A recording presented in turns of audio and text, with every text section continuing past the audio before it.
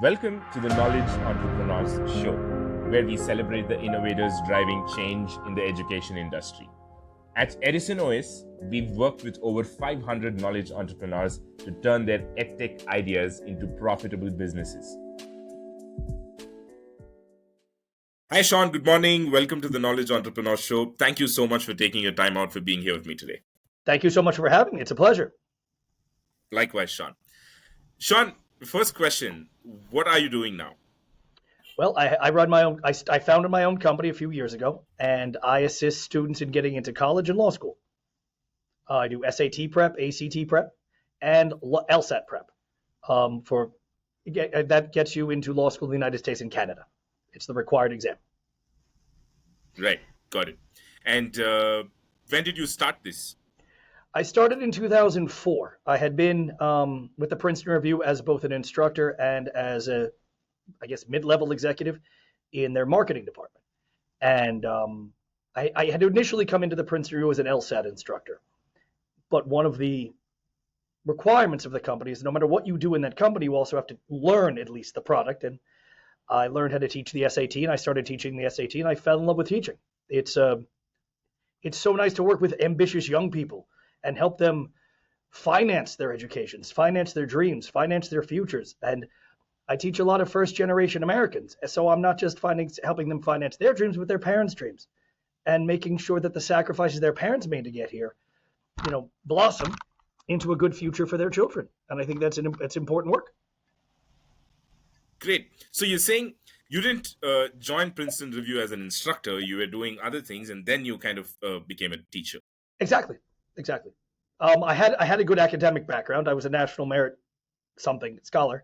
And I went to law school, so I took all the tests, and I did well on all the tests. Right. And I was working at the company, and I just sort of transitioned into teaching, and I felt that I could offer my students more than they could. I felt that I could offer smaller, more personalized instructions, extend the length of the course, and teach in a different way to maximize, to leverage knowledge, to leverage information in ways that maybe large companies either can't or won't, because when a company builds a product, it's expensive and it's hard to change, and there becomes inertia. I learned that I could be more flexible and more adaptive and more responsive to changes. Great. Yours is I've only heard of people, joining as an instructor and then, doing a lot of other things, but yours is the other way around.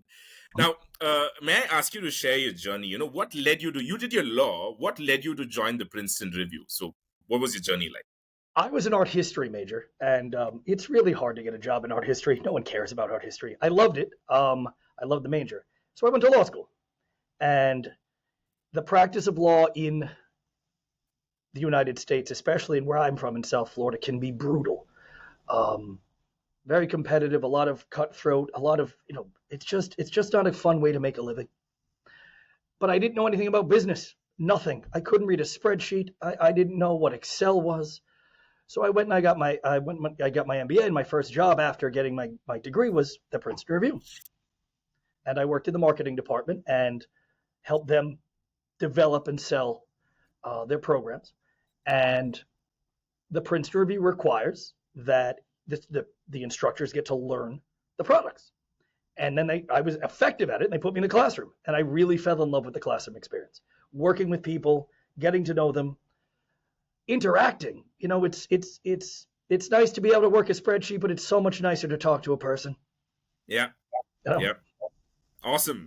This is one of the most unique career paths that I've come across. Trust me. I mean, no one is law, and then, you do your degree, and then you join Princeton Review from a marketing point of view, and then you become an instructor. Wow. Quite a transition that. And, when you told it can be brutal practicing law in the place that you are, it reminded me of the show called Better Call Saul. Have you heard of that? Have you? Yes, of course. Yes. Right. So when you say cutthroat, you got to be like Saul Goodman. Is that what you're saying? Saul would pass for an honest lawyer in Miami. Oh my God. Okay. Okay. He was at least in Texas, I think. Albuquerque and places like that. Okay. Oh, you're saying he's honest compared. Great. Yeah. Sean, I want to probe a little bit more about your transition within the Princeton Review, right? For people who are maybe in a position similar to you back in 2004, but who are like that right now. So did you volunteer, or did the management kind of see that you had the potential and offered something? How did you kind of get into that instructor space from being in the marketing space, or was it just easy? I've always been a pretty good communicator. I thought that was a skill, and my law school experience helped build that in me. You have to Right. communicate. You have to do moot court and mock trial. But as I said, Prince Review has as part of its requirements for its executives that they have to learn the product. They have to be trained to teach. Right. And there was a group of students, and they were short teachers, and they said, "Well, you're already trained. Teach the course, and if you don't feel comfortable, we'll find someone else." From the first day, I enjoyed it, and my students did really well, so they could put me back in the classroom, and I started to teach more and more different things, and then I helped develop programs. I helped write part of their law school module, and I saw how important a good curriculum is in designing it. And then I started getting more involved in that, and came to realize that despite the fact that Prince Review has solid products and programs, once we notice something is not ideal, it took too long to change. Right. And I said, no, if these things need to change, and they need to change now, so I'm going to go find my own way to change them. And I did. I started my own company. Right. So that's how you Because went on to if start. if students are in immediate need of change, and you're at a big company, it'll take 2 to 3 years to develop the entire thing. Whereas if you do the research immediately, you can turn on a dime and do things better. So that's I'm going to get. yes. Yeah. Sorry. Please continue. So that ability, staying small has its disadvantages too. Economies of scope and scale are fantastic, but size can be an enemy. Especially look what happened in COVID. The whole industry had to turn like that. And the smaller companies did better than the bigger ones because we were ready to do it because we know how to do it. Right. Got it. I'm going to come back to that, Sean, but I just want to ask you another thing. You spent about roughly 6 years with Princeton Review. Yes. And would you say 6 years was a long time before you decided to start your own, or 6 years wasn't bad? I was quick enough to start my own. How It do was you quick. see that? You know what? I enjoyed the people I worked with. I really did. I worked with some really smart, really just quality human beings. So, if you're in a good place, you never think, "Oh, I have to leave." But then I realized my primary responsibility I have a responsibility to my coworkers, but my primary responsibility is to these kids. And if I know I can do it better, I need to find a way to do it better. And that was the Right. ultimate impetus, to do it better for them. So I stayed, but not longer than I should have. I learned a lot. But again, a good crew will keep you there. Enjoy. You come to work every day. It's a pleasure. You're not looking to leave. Right. Sean, you said that you wanted to start your own thing because you wanted to do things a certain way, and Princeton Review wasn't ready to implement those changes. So, if they had probably, listened to you and were kind of ready to implement those changes, you wouldn't have started your own thing. So, how do you look at that whole situation? Is it like, yeah, just want Well, to, I, what I, do you I think reflect? they were. I really do think that the companies like that are too big to implement the changes. You have to fight too hard for them. When you know it's the right thing to do, when you know it works, it's just time to do it. There's a lot of things that keep you: the security of a paycheck, the security of health insurance, the security of having a place to go every day, having someone else do all of the detail, the marketing, the printing. There's comfort there, but Right. at what expense? And at some point, you got to no, I have to do it this way because I know it. I just know it's better. I just know it's better. I know long term it's going to be better for everyone, me, and more importantly, the people we're serving. Because no matter what area of education you're in, whether it's software, whether it's platforms, ultimately it's about helping young people. That's really what it is. And if you know Right. you can do that better, do it. You Right. just got to do it. Great. Thank you for sharing this, because I wanted to extract exactly this thing from you. Because as an instructor, it's not about what is right or what's good for them, with respect to whether coming out and starting something or sticking to a company. They just have to see what works for them, and, what kind of, keeps them there or what doesn't keep them there. And for you, you had the strong urge of wanting to do a certain thing. You were you had a lot of conviction about that and you wanted to start. So that's how you came out and started the Knowledge Cooperative. And I do understand every company has an obligation to its shareholders. I get that. And I would never begrudge a company for making the bottom line important. But for me, the bottom line is my student scores, not the profit. So I got to do that. I got to put my numbers in front of the other numbers. The numbers of achievement, score improvement, college admissions, law school admissions. That became my bottom line. And I know in a publicly traded company, you can't do that. If you told your shareholders that, you'd be in court the next day. So there is an upside to being a big company, but there's also a downside. So I like what I'm doing because I can put the focus where I think it needs to be. Right. Sean, going back to those things that you wanted changed in Princeton Review, but they couldn't. Can you talk about those? What are those changes that you wanted, and what the things that didn't happen? I extended the length of the program. So, and again, they have a very effective program, but it's not for everybody. Most of these test prep companies will sell you a package for 6 to 8 to 12 weeks, 2 to 3 hour classes once a week, 2 or 3 practice tests, and hope for the best. With law school, with the LSAT, it's even more brutal because the LSAT is a very tough test. 6 weeks, $3,000, 3 hour classes. It's not effective. To learn effectively, you have to draw the program out longer, more shorter classes, smaller class sizes. It is not as cost effective, I know, but the results are substantially better. Because, for example, let's take the LSAT. There are things in the LSAT that you've never been taught. Ways of doing logic games, logical reasoning, analytical reasoning. Without a foundation, you're just playing catch up. So they're just starting to learn to hit their stride within 6 weeks, and boom, the course is over. I don't do that. We go 4 to 6 months, and the scores show it.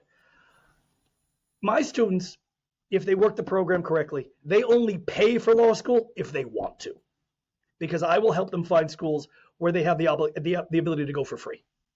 Right. Now, if you want to pay for Stanford, pay for Stanford. It's a fantastic law school. You're going to make the money back. But if you're taking student loan debt to go to a school that struggles with bar passage, no, that's a terrible decision. So the other reason I like the longer course is it lets me know the students better what kind of schools are best for them. Some students are not going to do well at Ohio State because it's just too big. Some schools are not going to do well at Marymount because it's just too small. So I get a sense of their personalities and see where they fit culturally, in terms of how they respond to an environment. Too big, too small, urban, rural, all kinds of factors. You don't get to learn that in 6 weeks, but you do get to learn it in 6 months. And it also takes a lot of pressure off the kids. Treating it as you have 6 weeks to learn how to do this and it determines the rest of your life. These kids haven't even picked their prom dress yet, but they have to pick their future? No, I don't. That level of pressure is just not. It's not conducive to real growth and real education. So that's the main thing I wanted to change, the length of the course. But also, because of being a smaller company, I can adapt to changes. For example, COVID. I was immediately able to flip my program with COVID. And I've continued to update the program, adding more math basics, because COVID math was a disaster. Adding more fundamentals. Reteaching grammar. Because that's the stuff that the teacher couldn't do. And being an entrepreneur, you're allowed to make those changes quickly. And there's no risk. I'm not going to lose my job. If I'm an executive at a company and I recommend something, it doesn't quite work out as planned, you're gone. You get to tinker, you get to experiment, you get to work, you get to talk to other people outside of your company. You get to collaborate in ways that you can't really in a corporate setting because you're all rowing in the same way, but if you're rowing the wrong way, that's bad. So those were the two fundamental things that I thought I needed to change. The ability to adapt and extending the length of the courses.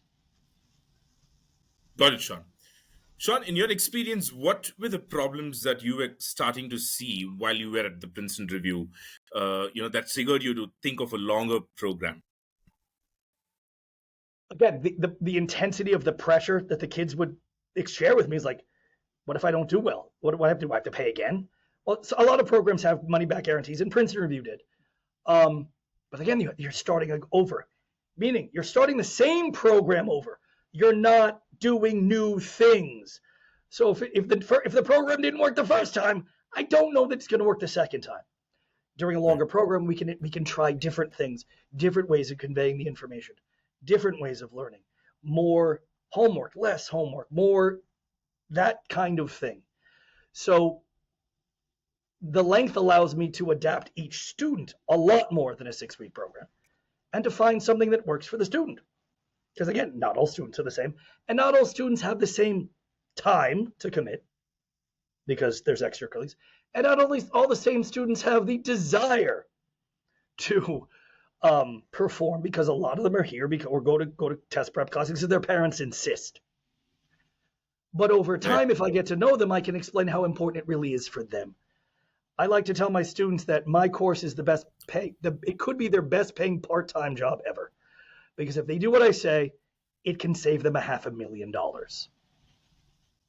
Because some colleges, University of Miami, my office is 3 blocks from the University of Miami. It's $90,000 a year now. I can save you $400,000 if you listen to me. And then that they get.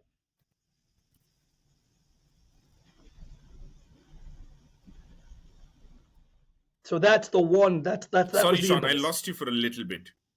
That's okay. Can you hear me? Yes, I hear you perfectly well. So what I was saying was that over time, I can build trust. And so for the students who don't want to be here because their parents make them, I let them know this could be the best paying part-time job you've ever had. If you do what I say, I can save you $500,000. Or to my law students, there's a giant difference in starting salaries from going to a so-so law school to going to Harvard. You go to a so-so law school, you're going to be making $70,000, $80,000 to start, and you're going to have debt. You go to Harvard, you're coming out with 5 or 6 job offers at $250,000 a year each. So I can incentivize them financially as well. Different students have to be reached different ways. The financial incentive seems to work. Yeah. Great. Sean, you spoke about all the benefits that you got with a job like the one that you had, the Princeton Review. But then, when you had to move out and start your own, how did you navigate the transition? There's so many transitions that happen while you do that, right? On different aspects of your life. So how do you handle them all? Initially, I didn't sign a long-term lease. I got a space in a temporary office, which saved a lot. They had a conference room. I kept the classroom small. I minimized expenses. I moved into a smaller apartment. I did all of the things I needed to do to put the company first, because I knew it was a long-term investment. So yes, there are personal sacrifices you have to make. There are sleepless nights, obviously, like, oh God, what if no one wants to hire me? So there are risks, but you have to think about the long term, and you have to think what your goals are. And if you are committed to it, if you know what you're doing is right, stick to it. It's easy to go and say, you know what, I'm tired of working 70 hours this week. I can just get a job someplace. And there's always, I guess, it's always that option, but that's just not how I'm built. So yes, I didn't sign a long-term lease. I didn't take on any debt. I didn't borrow money. I didn't get investors. Now that won't work for everybody. I get that. But fortunately, in test prep, most of the information's up here. So if I can bring that information, it reduces cost and overhead. I also realized that I had to stop using paper. Everyone brings a tablet or a laptop now, because the test is moving to tablet and laptop, but printing is an enormous expense. And if you could avoid printing, avoid printing. And I didn't invest in expensive marketing and PR firms. I relied a lot on word of mouth for a while. But I was always not aggressive with it, but social media, daily posts reminding people when test dates are, giving information to the clients so they realize there is value added, that I'm always aware of when the tests are coming, just putting it out there, letting people know, oh, it's test time, let's call Sean, or let's call his company. Because one, it's more effective, I think, if the marketing is personal or it has a personalized message than just generic, signage and stuff like that. And two, it also reinforces the idea of expertise. I'm the person who knows this. I'm the person who knows when the test dates are. I will take care of your son. They will register on time. You're not paying late fees, all of that stuff. So minimizing expenses is hugely important, but you can minimize expenses without being, I don't want to say cheap, but you can minimize expenses without falling into the cracks. Just stay on top of things, Don't waste money. Don't hire fancy consultants who are going to help you do this or do that. Talk to other people. Exchange ideas with people who know more than you do. Because I've learned that I talk to chiropractors who are very effective marketers. It's a lot like my business, right? It's based on personal knowledge, personal information. They showed me, they taught me, here's what I do that's effective. Don't waste your money on this. Focus more on that. Don't get an office with a fancy lobby. No one cares. They care about results, right? There's no need to have coffee and donuts for your students every day. No one cares, right? Just those little things add up though. But know everyone's name, know their parents' name, give everyone your cell phone number. Because yes, there are boundaries, but there are emergencies. Let them know me. Hey, I didn't get into this college. Can we meet and talk for my second college? Hey, I had a panic attack during my test. What do we do? So being accessible that's a great way to reduce cost, but improve value. Awesome, Sean. Thank you for that. But cost reduction is huge. For anyone who wants to jump out there, do not spend money you don't have to spend. Whoever said it takes money to make money already had money. Yeah. They probably didn't get into debt to kind of, put that money to make money. Yeah. That's also not the most comfortable thing in the world, and I've tried to avoid it as much as I have a long-term lease now. I do have, and it works. I have it. So there are, I was able to build to that, and I'm happy I did. It's my space. There's none of that, but I started one of those temporary offices, and it worked out well for the first year and a half. I grew out of it, found good opportunity, found a great place, convenient, all that stuff. But if you can minimize expense without sacrificing the quality, absolutely do it. Absolutely do it. Because you're your own shareholder, right? Sole shareholder also, yeah. Yeah. And Sean, I don't know if there is a story, but you can share whatever about getting your first student of the Knowledge Cooperative. I remember exactly when it happened. It was some students who came to me and said, and some parents who said, it's time for you to do your own thing. And I had a non-compete agreement with the Princeton Review, so I couldn't charge them, and I didn't. So I took a group of 6 students with me, and I didn't charge them at all. And then some of the other Princeton Review students came, and I didn't charge them at all. So my first 36 students were unpaid. I didn't charge them. Yeah, I didn't get my first paying student for another 8 weeks. So it was a sacrifice. It was hard. When the Princeton Review found out that the students came with me, they threatened to sue me, but I said, look, I'm not charging them. And they said, oh, well, I guess we can't sue you then. I was like, no, you can't. And then we walked away favorably. Like if you're not charging them and they paid us, go ahead, keep them. And I kept them. And they don't even have an office in Miami anymore. They do a lot of remote and online stuff and a lot of in-school stuff. But I opened my office like 3 blocks away, and people liked what I was selling. And again, because it's smaller, because it's longer, because I got to know the students, it was just, that was my way of competing. I also offered classes at different times. Again, because again, when you're in a big company, the model was classes are at this time, because that's the way we do it. It's like, well, I'm just going to do classes this time, and this time. And that was the first thing that got my own students coming to me. Well, I can do classes at 2:30. I can do classes at 4. I can do classes at 5:30. I can do classes, the flexibility. Because to get a company to do that, they have to lease additional space. They have to find other facilities. They're always so cost averse sometimes that they give away good opportunities. I'd rather not do that. I saw the opportunity and I seized it. So it's not that I delivered knowledge, but I also delivered convenience. Right. Sean, I'm going to go back on the non-compete thing just to get a little more clarity, right? Now, Yes. non-compete means you said 8 weeks you didn't charge anybody. So, what are the No, so yeah, technicalities of I non? didn't charge any of those students ever. Like once they paid the Princeton review, I made an agreement that I will not charge. Like the non-compete clause in the contract says you cannot open a competing business for a certain period of time in a certain geographic area. So Right, non-compete business means I'm only in business if I'm charging the money. If I'm not charging the money, it's volunteer work. So I was right. basically doing volunteer work for 8 weeks. Then I talked to their lawyers and I had a conversation, and they decided, look, one, suing you would be a nightmare because you're pretty good at that, but also we don't view you as competition, so we waived the non-compete. They after 8 weeks, when they realized I was being honorable, I didn't charge the money. They're like, let's just let it go. We're going to tear it up. You do you, we'll do us. We're going to focus on our projects. You focus on your projects, and I'm still friendly with a lot of the people there, even the higher Wow, ups. So that's awesome. That's yeah. awesome. So, in that case, the non-compete was much longer than 8 weeks, right? It was not just It eight was weeks. longer than 8 weeks, but because they realized, look, he didn't steal the clients. He's Yeah, not yeah, yeah. charging. He's just doing his own thing. Let him go.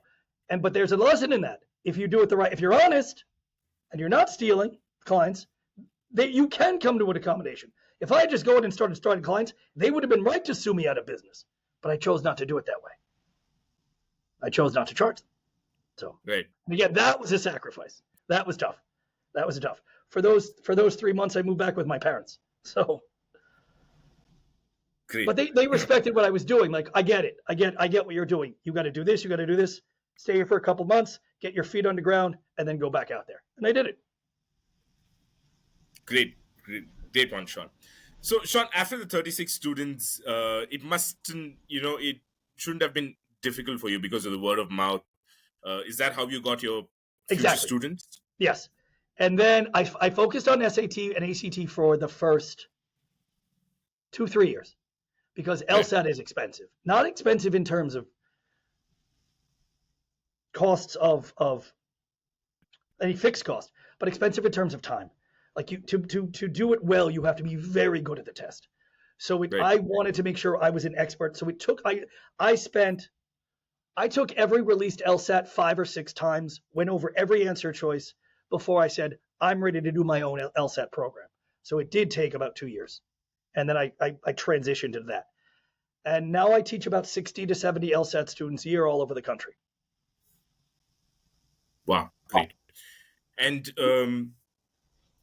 was it just word of mouth the way you got your students from there on? Yes, You didn't. yes. Oh no, I am active on social media. I do things on LinkedIn. I do things on Facebook, Instagram, and Twitter. Um, I occasionally go to talk to high schools about programs and college admissions, and I'll get some students here and there. But it's either word of mouth or social media. Social media is if you know how to do social media well, um, that's an area that if you don't know how to do well as an entrepreneur, hire someone to help you because the return on investment is fantastic. Um, Right. and you can self learn. You can learn on YouTube and stuff like that. But there are some really good people in that industry who can do very good things for you quickly. How to leverage TikTok, how to leverage, and TikTok is and people listening in the United States might not get this. TikTok in the United States is mostly idiots just regurgitating stand-up comedy. TikTok in India and China is much more qualitative, higher level stuff, a lot of educational stuff, a lot of vocational stuff, a lot of informative stuff. People use TikTok so much more responsibly in other countries than they use it in the United States. And so a lot of my international students come to me through TikTok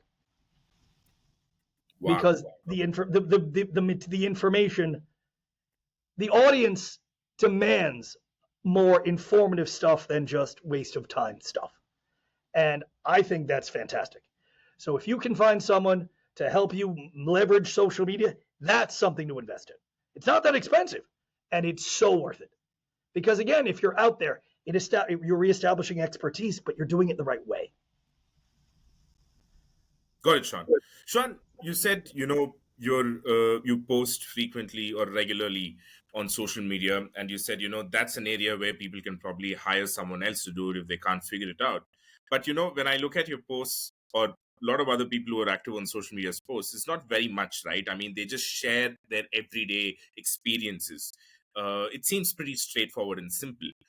So when you say people can hire somebody, are you referring to the lack of time people might have? Or if it's not time, what other expertise one needs? What time, yes, but two, what kind of messages play best where? So, for example, I assume that TikTok was the same all over the world, just people doing dumb things, people falling down. I had no idea that in other countries, TikTok is used in a much more professional way, in a much more information based way, in a much more communicative way of communicating knowledge, ideas, and training. So I had no idea about that. When I learned it, I got to leverage that. I didn't pay anyone for that. I learned it from one of my students, one of my international students. Told me, why are you on TikTok? I was like, what do you mean? The stuff where people put pictures of their cats? He's like, TikTok is not like that everywhere. I said, oh, that's different. Okay. And I learned that. Not everyone knows that. Not everyone has access to that level of thing. And also, and this does happen a lot to entrepreneurs. They might be very good and passionate people, but they have a hard time talking about themselves. And so constructing a message where you come across well, you might want to get someone to help you just write that first couple of posts to get used to it. Yeah. For my students have this problem when they have to write their college essays. It's so hard for them because they don't want to sound like they're bragging, or they come across as too shy, or they come across as too arrogant. So for your first couple of posts, hire someone to, or get a friend. Read this for me. What do you think? How does it come across? Look at this video. Do I sound too serious? Do I not sound serious enough? Because not everyone can do everything. And everyone who tries to do everything is an idiot, right? No one's an expert at everything. So, and I do have that background in marketing at the Princeton Review, so I learned how to do that. But I didn't know all the stuff. And there's so much. Like, there are things I could be doing better that I don't do. Right? I could have a podcast on law school admissions. I probably should. But I don't, because I don't know how to do that yet. I might have to hire someone, or I'm going to have to learn how to do it. And that's another thing your listeners might want to understand. You can't do everything all at once. You can't. You have to prioritize. I'm going to focus on this, and then I'm going to move on this, and then I'm going to move on to this. Trying to do everything all at once, that is how you fail. That is absolutely how you fail, and you fail fast. You fail fast. Got it, Sean. Thank you. Sean, so you said, right about now you teach about 60 to 80 students on a yearly basis. LSAT, right? Yes. Yeah. So is one-on-one, or is it group classes? Small groups. I like the small group dynamic for both SAT and LSAT. For SAT, I usually get about 250 students a year, and they cycle through the program. Small groups, 6 people. I tend to attract students who are motivated, or parents who are motivated to have their students well. That's enough where I get that it's big enough to where it's sustainable, but small enough where I get to know everybody's name, everyone's goals, everyone's GPA, where they fit in. So I would never want to be to the point where my students are customers and not my students. Like that's not why I did this. I want to get to know these people. Like there are students who took my SAT course 6 years ago, and now they're in my LSAT course. Or students who, I'm old enough, some of my LSAT students who were 30, I'm now teaching their kids for SAT. So that tells me I'm doing something right, but that's what I want, that ability to connect with people long term. I know that not every business can do that, but to the extent that you can, you should, Right. Sean, we all had, the effect of the virus in 2020. And one of the industries that was affected, or, kind of which had to change a lot of things, was the education industry, right? There were people who were doing online classes. There weren't people who were doing online classes. What was it like for you? What was it before the pandemic? What was it like during the pandemic? And how has it changed now? Before the pandemic, I did not do online instruction. There was no need. Like I had students who came to class. In Miami-Dade County, where our office is, They shut tutoring services down. We were not allowed to do in-person classes at all for 6 months. So I had to switch online in 2 days, and I was able to do it in 2 days.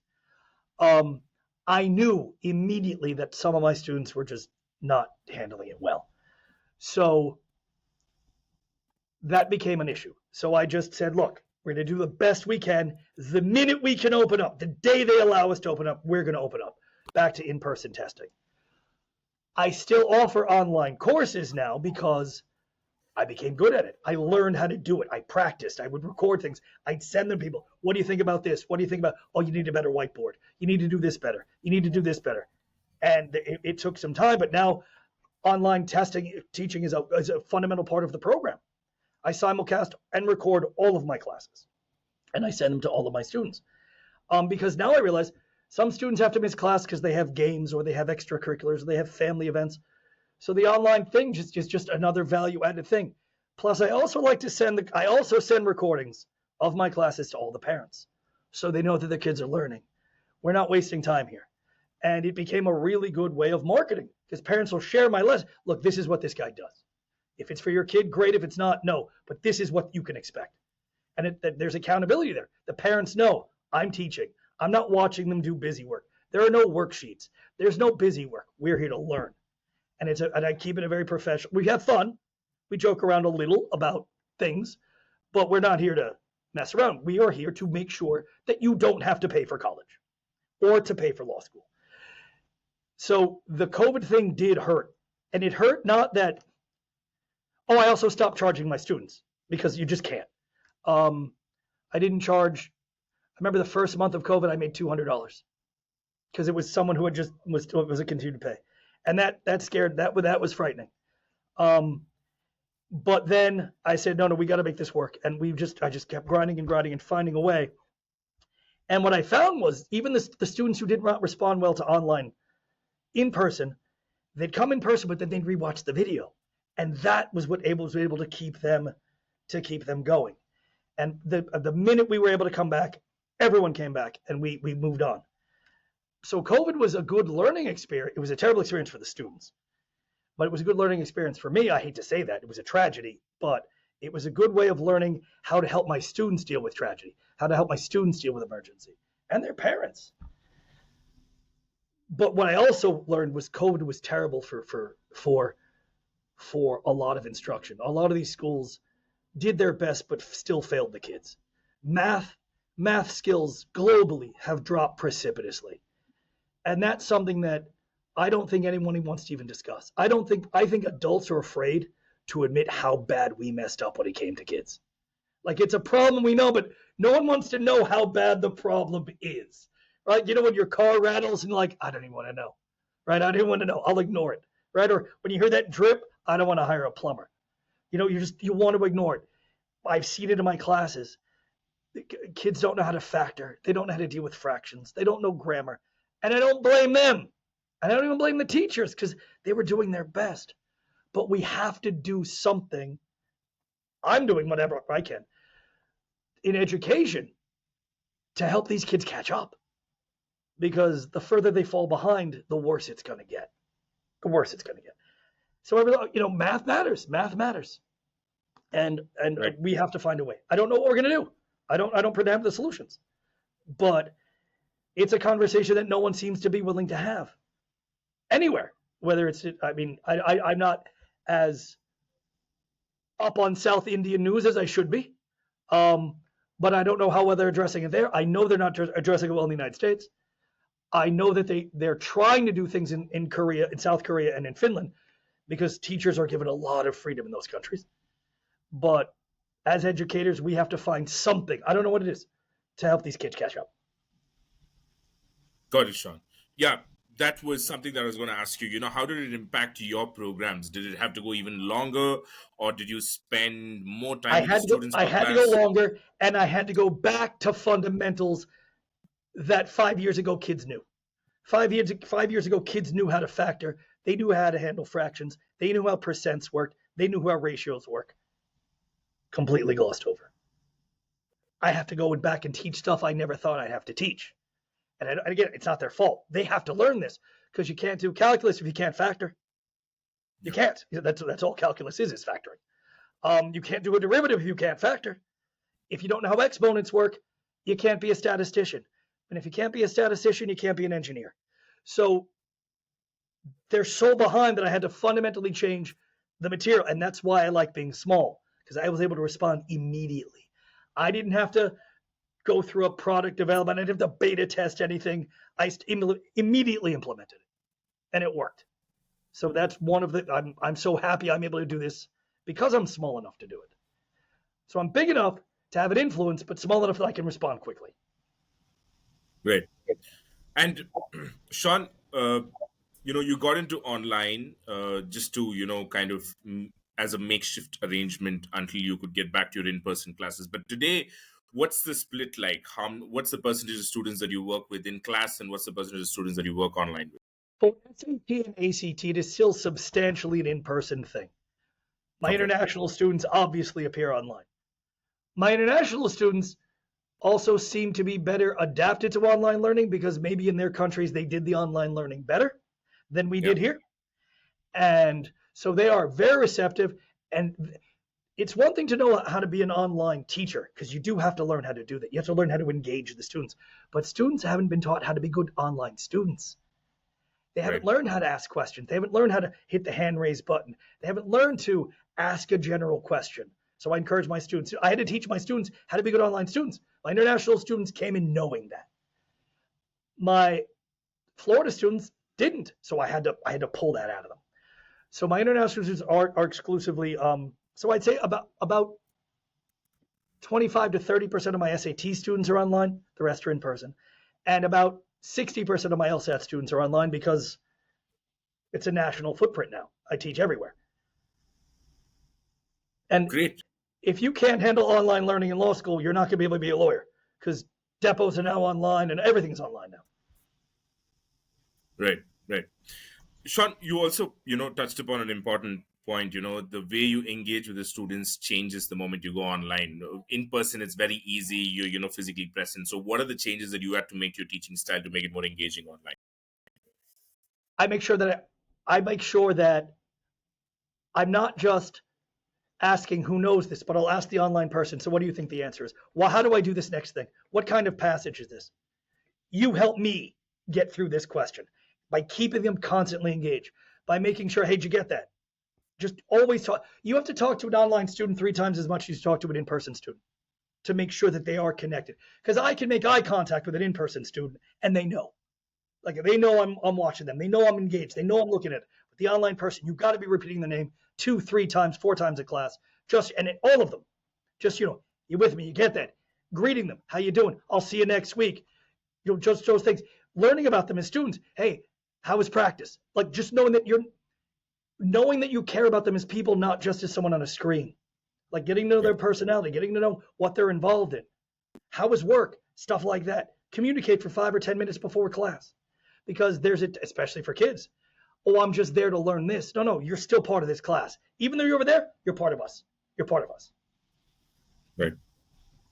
Got it, Sean. Sorry, I just lost my train of thought. Just give me a second.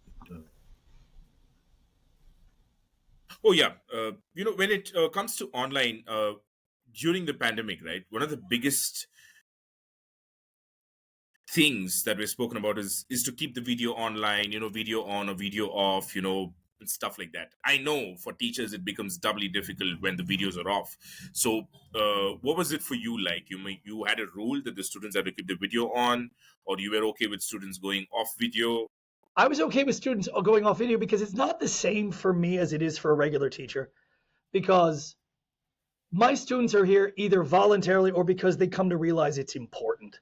Right. So, I'm okay either way. Audio has to be on. No muting. I want to talk to you. We're going to talk. So yeah, I was okay with it because I have a different kind of student than a regular teacher. If I was a regular teacher, video would be on. Because what I did learn that a lot of my students got good at during COVID was online poker. And I don't want to see that during class. So I'm going to let them do what's comfortable, but my students are a bit different than the regular school student. I get that. I can treat them a little bit differently. But I do make sure we're talking. I always make sure we're talking. Got it, Sean. Sean, when you spoke about you posting online, being active online, did it start because of the pandemic, or were you even No, I'd active? always done that. I know it has. It's because I had worked in marketing. I always understood that having the name out there always matters, and not just hey, my classes are starting, but giving information.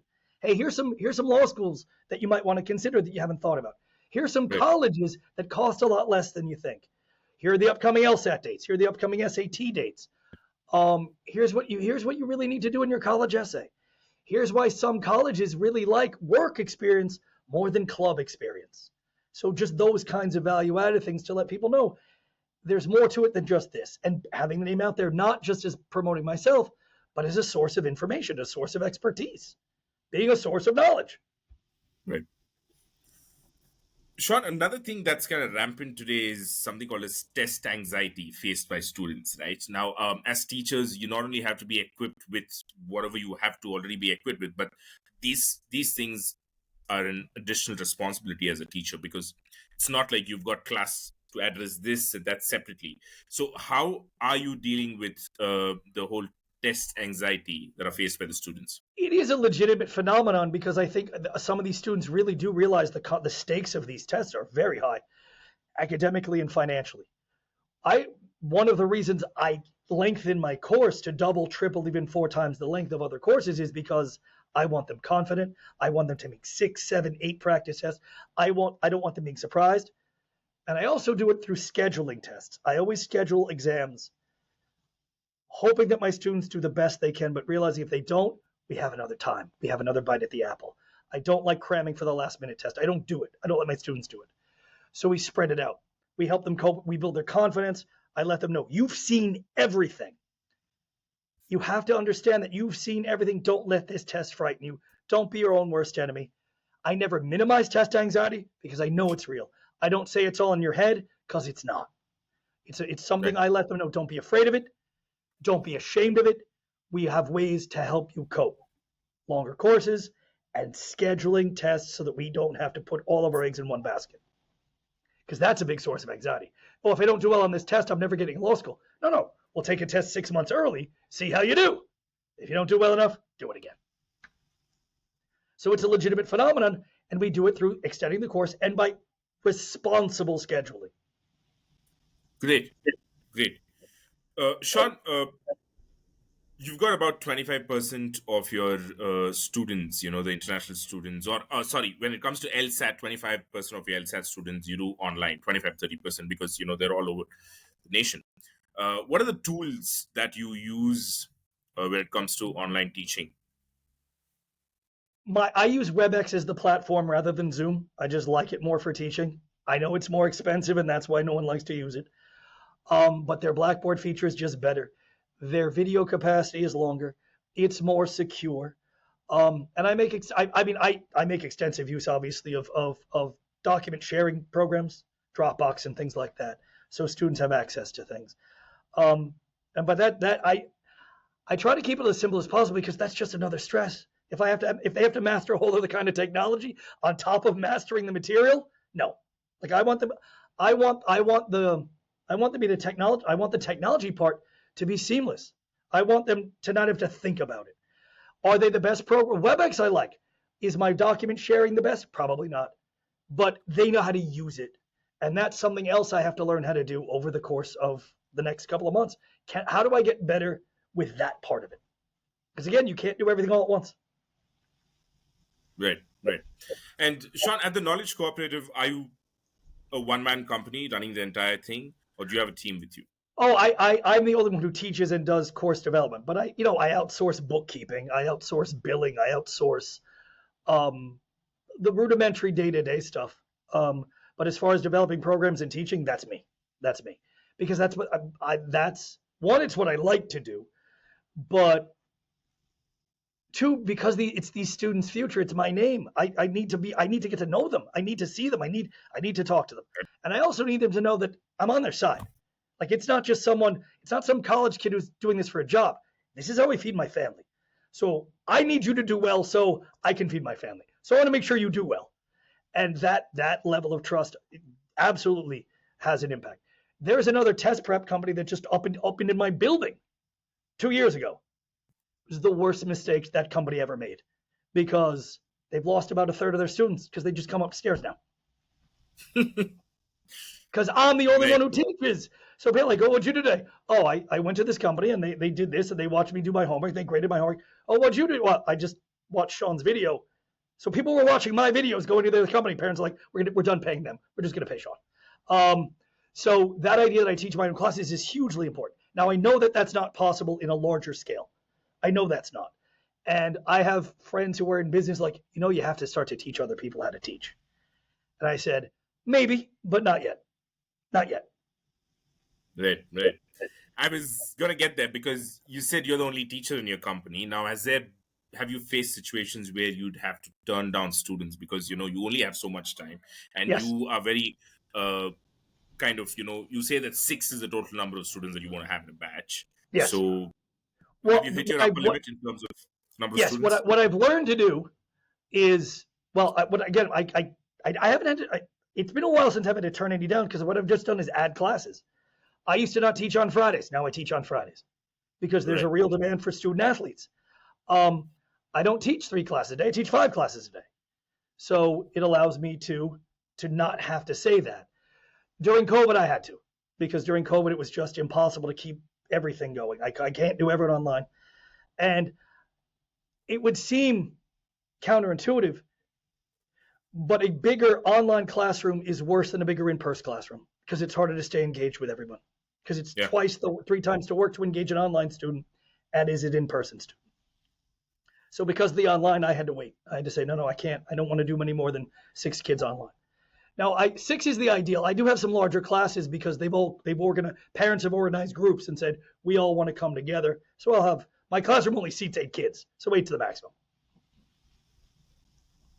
Got it, Sean. Sean, you spoke about, posting online and, where you said apart from time is not the only problem where others may face. They might also, face problems constructing the messaging and what kind of messaging to post and stuff like that. So what has been your learning? You said you also had some experience with, marketing in the Princeton Review. But that's a company that you're marketing for. But as an individual, what are the things that you had to kind of change about the way you marketed yourself? Well, I had to obviously, Princeton Review, because they are enormously well known, right. They were selling themselves as an institution. You come to us and we got everything. I had to sell it as I have specialized knowledge, right? I'm selling what I know, and I'm selling what I know. So I'm going to use my knowledge for you. So it had to be much more personal.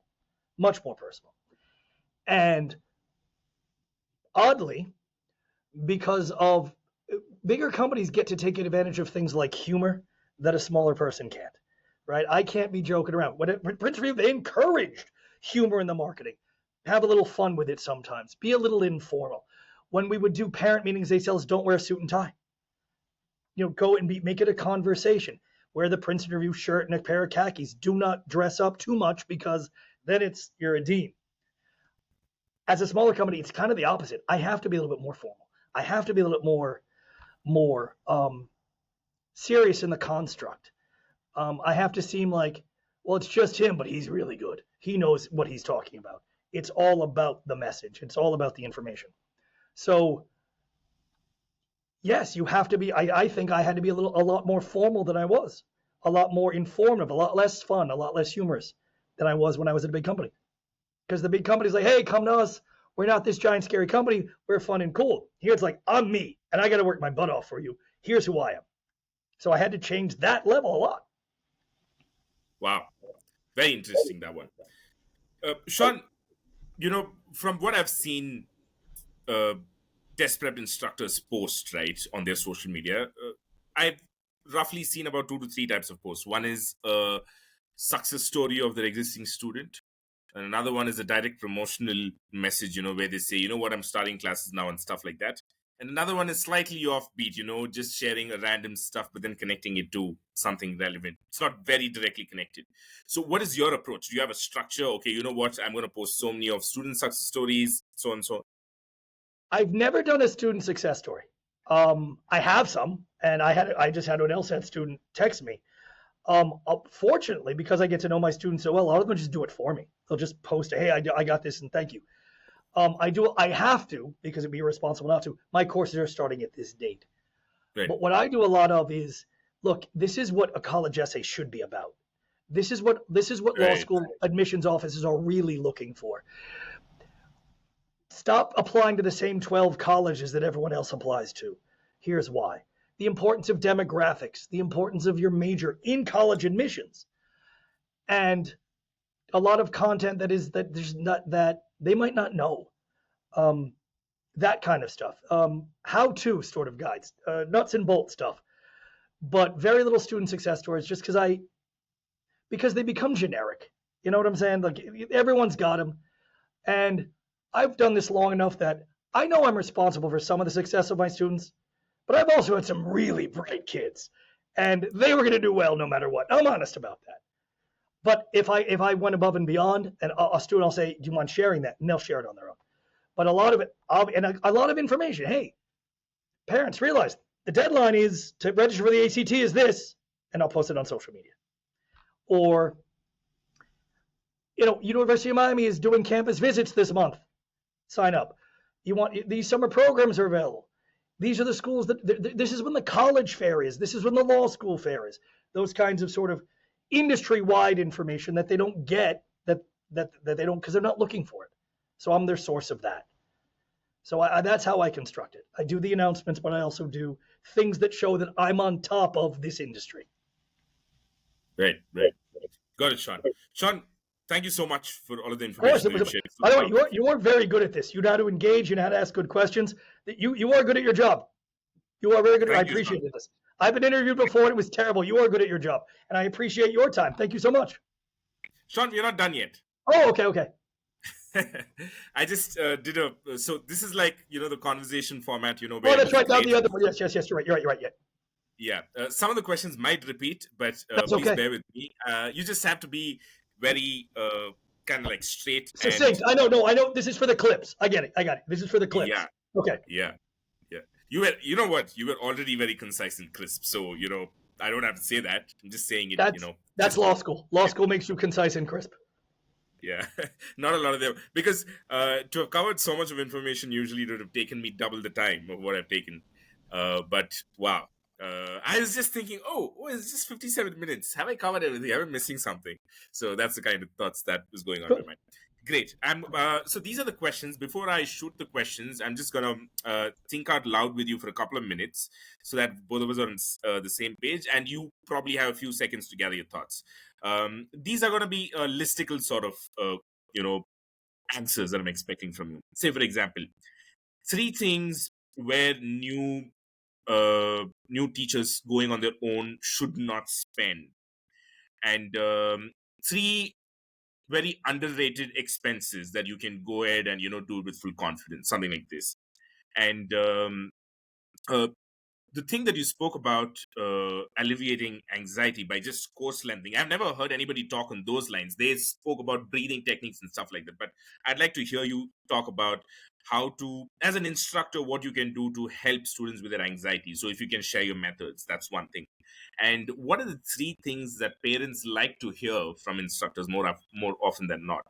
And what are the most common objections that you get from parents, or not rather objections, rather apprehensive questions from parents that you get, and probably how you can navigate those questions. So these are and another one is, as an instructor who's just coming out from a big academy like a Princeton review, or big companies, what are the 3 things, best practices, and 3 things kind of stay clear of? So these are the things that I'm having in my mind, Sean. So if you think that you can share some other things that I haven't covered, please let me know. I can ask you those questions. So I will start off. I'm gonna you'll see me pause for like 3 seconds, because I'm gonna keep clicking mark clip here so that it kind of I got you. Hold on. Yeah. Okay. So here's my first question. So Sean, what are the things that new instructors who are starting on their own should not spend their money on to start off with? An expensive office. Your students are not here for luxury. A second thing would be Printing. Get your students to bring their tablets and laptops. For years, I was spending $20,000, $30,000 a year on printing. No need for that. And the third thing would be a really expensive marketing campaign. Don't launch like that. Build your expertise first, then market that. Market your expertise, not that you're a new company. Here's my second question. What are the 3 underrated expenses an instructor should probably, reconsider? A good online teaching platform. WebEx is worth it. WebEx is worth the difference in cost over the other competing programs. Its failure rate is very low. My students have no problem accessing the information or the data.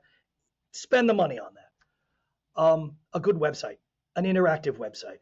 I know it's easy to design your own and pay $79, but with a little bit more, you can link things and add videos and make a website it's not, I wouldn't say value added, but it's accessible, and you're drawing students in where they can do a lot of things with your website. And the third thing is, I wouldn't call it financial, but invest your own time and continue to get better at what you do. Set a day, an hour or two to research what your students are doing and to see if you can find new ways to teach the same thing better. Great stuff. Sean, what are the top 3 pain points that you have right now as a business when it comes to tech? The top 3 pain points are this. 1, being able to integrate all of the things together. That's hard. That takes more time for me than it should. I'm not the most tech savvy person. That's something I have to get better at. The other one is, again, the failure rate is higher than it should be. I love WebEx, but my Wi-Fi goes out all the damn time, and it is intrusive. I don't know if I have to invest in a better thing or just learn how to adapt. And the third thing I have to do, the pain point is learning how much is out there. I mean, it's not a pain point of financial. It's time. There are so many ways to communicate as instructors that I haven't even thought of yet, and I know other people have. So that's something we need to communicate better with each other, collaborate more, share things. Awesome.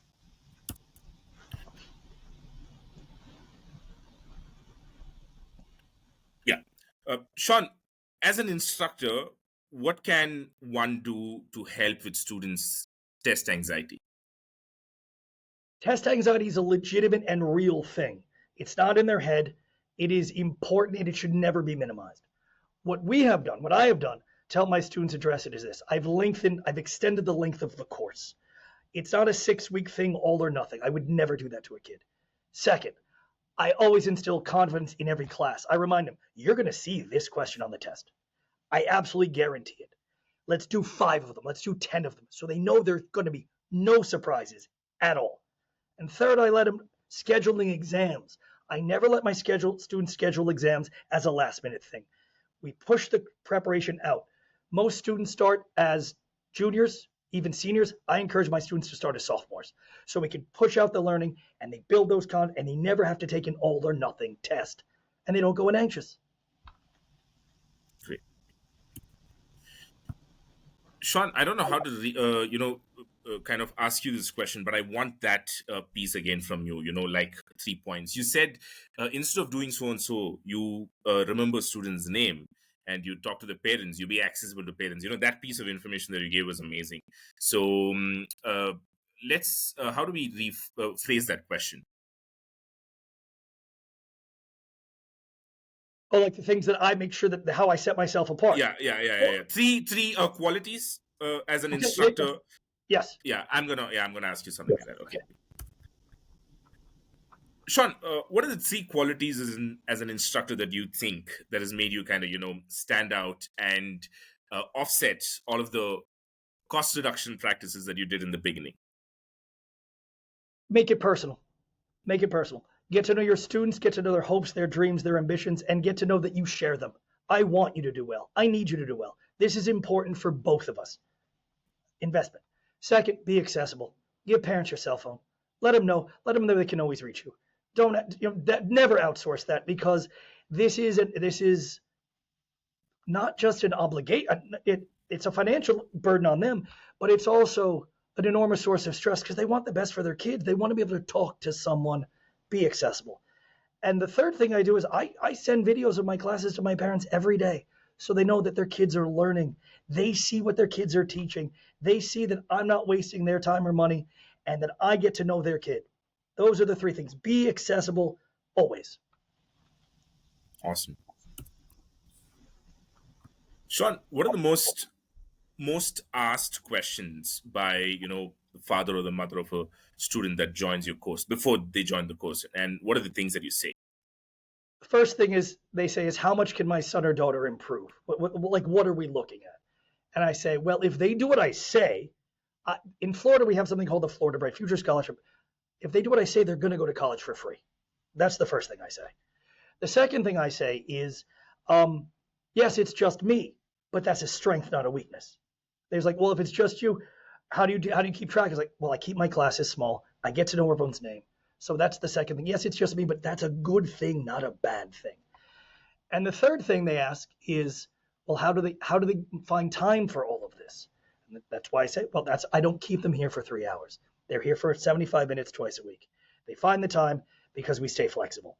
So those are the three things. They're worried about their students' time commitments, how much they can improve, and this idea of me getting to know their kids instead of outsourcing. And Sean, when it comes to the Knowledge Cooperative, your business, what are the three apps on your phone that you most go back to? Facebook, because I have a Facebook business page. I'm always updating that. Twitter, sharing information. And LinkedIn, which you wouldn't think makes sense for a tutor, but I'm talking to parents. And if parents see me being a source of information about college and admissions, it's treating it as a business thing. And I always tell my students this. If you do my course, it will be the best paying part-time job you ever had. You can make $500,000 doing this. So if we treat it as a professional relationship, as much as an academic one, that's why LinkedIn is so important. This is a business too. Sean, in the beginning of this conversation, you spoke about how you spoke to a bunch of other small business owners when it came to marketing. What are the three wackiest ideas that you've come across and you've implemented for your business? I didn't think this would work, but the chiropractor across the street is like, I always do the first session free. Just offer free classes, see if people like it, because not everyone's for everyone. So that one I thought was counterintuitive. It's like, maybe I'm giving them the farm here. No, they all come back. They all come back. The second one was, you have to be there every day. And I was like, what do you mean? He's like, you have to market every day. I was like, won't that get tiresome? You don't realize that no one's there every day. If you're not there the day they are, you lose them. So every day you're marketing. I thought it was overkill. They were right. I was wrong. And the third one was, you don't have to market in the normal ways. You don't have to market the way everyone else is marketing. For example, a lot of people do their student success stories. I choose not to do that because they've become white noise. No one cares anymore. So I try to message not my student success, but my knowledge, because my knowledge is what gets the success anyway. So, and I learned that from a doctor. He's like, doctors don't talk about outcomes. They talk about their education experience. You should do that too. And I did. Awesome, Sean. Great. I think I'm done. Is there anything that you think that you can add that I probably didn't cover? No, you were very thorough. This was fantastic. I appreciate this. This was a great experience. Awesome. Great, Sean. It was a pleasure talking to you. Thank you so much for sharing all the things that you did today. If you choose to air it, let me know so I can listen. Definitely, yeah. You will be intimated. We'll post you on we'll tag you on LinkedIn. I'll send out an email to you, and we will be in touch. Thank you, Sean. Have a great day. Bye.